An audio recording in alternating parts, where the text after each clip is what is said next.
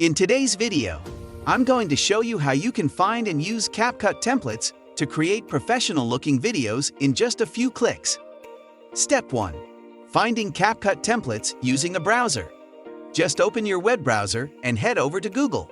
Then, type CapCut templates into the search bar.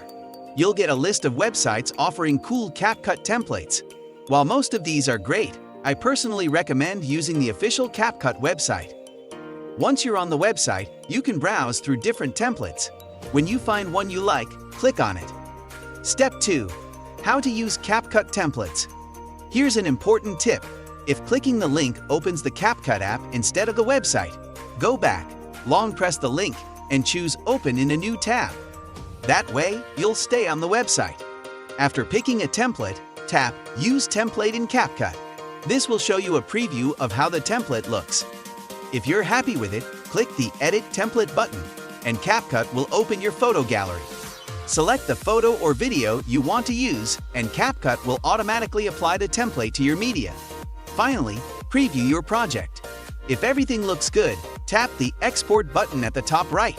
You can save your video to your gallery or share it directly to TikTok. Thanks for watching the video. Leave a comment, like, and subscribe.